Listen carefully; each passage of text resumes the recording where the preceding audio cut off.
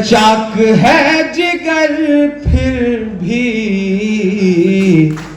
आए हैं रफू करके। इसके बाद चार और पढ़ेंगे भी, जाइए मत के चाक। ये बहुत समझदार लोग हैं, सियासी है ना, काम भर के तो सियासी आजकल सभी हो गए हैं। वो पिछले दिनों हमारे मोहतरम अबू धाबी गए तो मस्जिद में गए, देखा था वो मंजर शेख जायद मस्जिद में। तो गांव में रहने वाले बुजुर्ग ने अपने पोते को बुला के 2 थप्पड़ मारा। तो पोते ने कहा हमें क्यों मार रहे हो, आप अखबार पढ़ रहे हो और हमें मार रहे हो। तो बोले अखबार में एक फोटो छपी है, एक साहब शेख जायद मस्जिद में गए हुए हैं, अब तो इब्लीस भी मस्जिद जाने लगा, तुम मस्जिद कब जाना शुरू करोगे। तो अब तो गांव के लोग भी इतने समझदार हो गए हैं कि मतलब अलग ही लेवल पे। ये चाक है जिगर फिर भी आए हैं रफू करके। महबुल्ला नदवी साहब संसद वाली जो मस्जिद है उसके इमाम हैं और हर जुमे में मैंने इनसे दुआएं सुनी हैं अमूमन। जियाउर रहमान बर्क साहब जो हुकूमत की बिजलियों का सामना करते हुए भी, मुझे जब भी मैं इनसे मिलता हूं मुझे अल्लामा इकबाल साहब का वो मिसरा याद आता है कि बर्क गिरती है तो बेचारे मुसलमानों पर। तो मैं जब भी इन्हें देखता हूं मुझे वो मिसरा याद आता है, लेकिन ये अपने दादा की उस खूबसूरत विरासत को बढ़ा रहे हैं, यानी शफीकुर रहमान बर्क साहब को याद करता हूं कि चाक है जिगर फिर भी आए हैं रफू करके, जाएंगे हकीकत से तुमको रूबरू करके। ठेलों पर ढाबों पर नाम लिखवाने की मुहिम चलाने वालों के नाम मेरे ये शेर के चाक है जिगर फिर भी आए हैं रफू करके, जाएंगे हकीकत से तुमको रूबरू करके।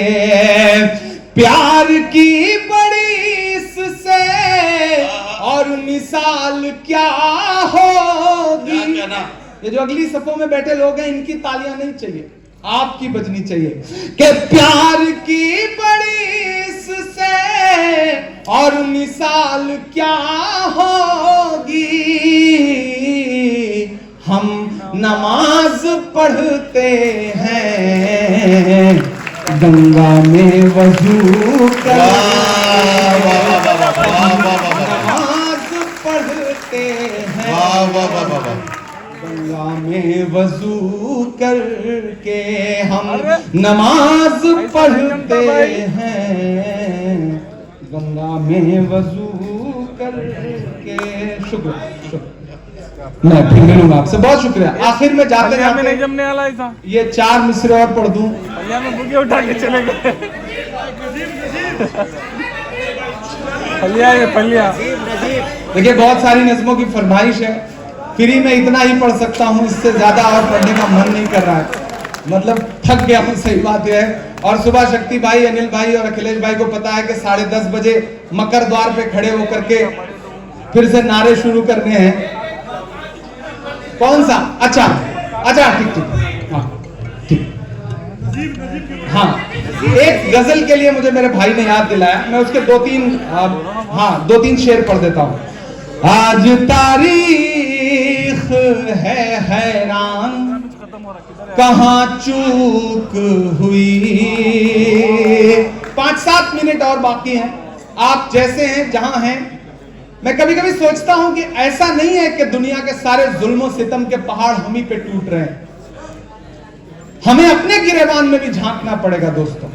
यहां जो मेरे अपने समाज के लोग बैठे, मैं उनसे भी कहूंगा कि आपको अपने गिरेबान में भी झांकना पड़ेगा।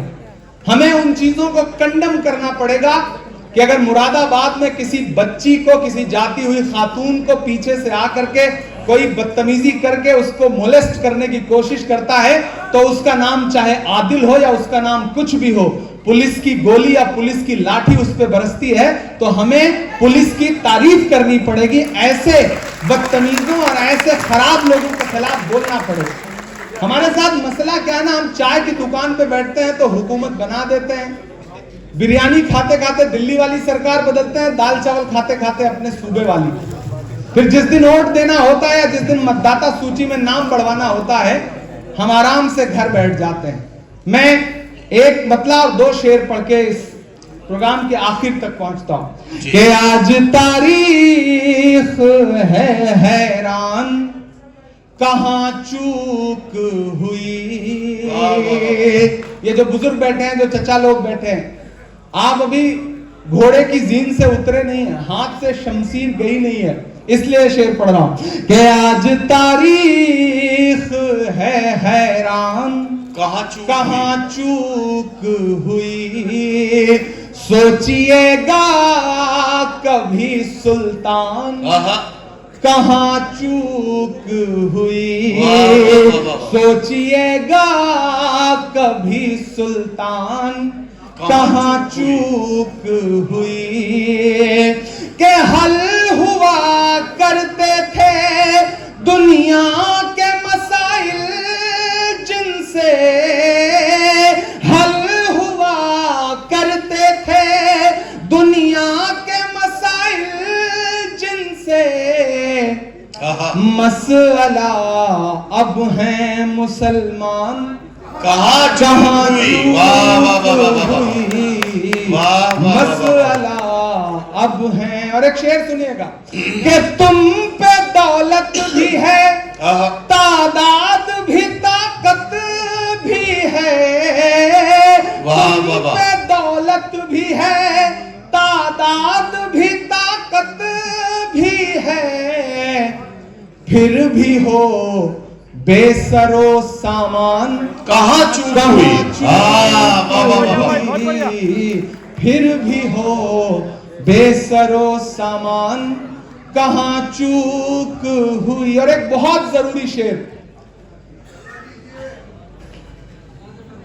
आज तारीख है हैरान, कहां चूक हुई।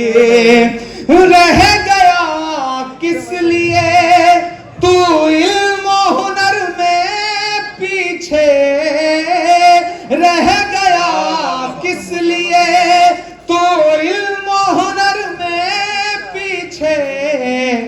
है तेरे पास तो कुरान, कहां चूक